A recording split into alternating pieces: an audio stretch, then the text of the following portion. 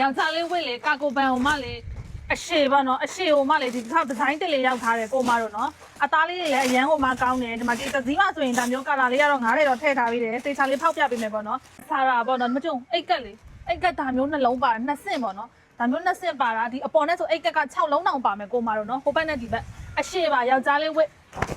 ယောက်ျားလေးဝစ်ကာကိုပန်အရှိလေးတွေပစ္စည်းလေးထပ်ဝင်တယ်ကာလာလိုင်းလေးတွေလည်းအရန်ကိုမှလာတယ်ပေါ့နော်ပေါင်ချိန်ဆိုရင်ကိုမတို့ပေါင်ချိန်100 120 130ဝစ်လို့ရမယ်ကိုမတို့နော်ဒီမှာဒါဒီနားမှာချိုးလေးတွေနဲ့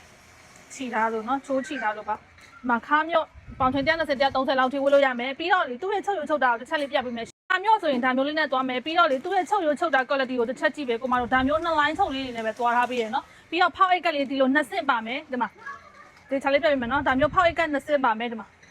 အိတ်ကဒီဇိုင်းကိုတစ်ချက်ရှိုးနော်လုံးဝအသေးချာမိမိုက်နေအောင်ချုပ်ထားပေးရပါတော့နော် quality လုံးဝမခိုးထားအောင်နော်သေချာလေးချုပ်ထားပေးတယ်ကာလာဆိုရင်တော့ကာလာအစုံလေးပါမယ်ပေါ့နော်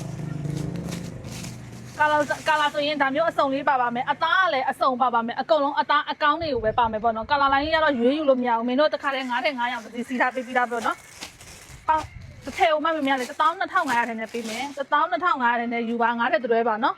ကာလာဆိုရင်ဒါမျိုးအစုံလေးထည့်ထားပေးရပေါ့နော်9တဲ့တစ်စီးမှဆိုရင်ကာလာစုံလေးထည့်ထားပေးပါတယ်ရွေးယူလို့တော့မရဘူးပေါ့နော်12500ထည့်နေယူပါဒါလေးကတော့ဒီနေ့နှစ်ထက်ကာကိုပေါ့နော်ဘေးဟိုမှာနှစ်ထက်ဒီဇိုင်းလေးပေါ့နော်ကာကိုအိတ်ကက်6လုံးပါပါတယ်နှစ်ထက်ကာကိုလေးတွေပါအရှိလေးတွေပါ12500နဲ့ယူပါရှင်အရင်ဝက်ချင်လဲပို့ဆောင်ပေးရပေါ့နော်မင်းတို့ဆက်မလေးလာကြည့်လို့ရပါတယ်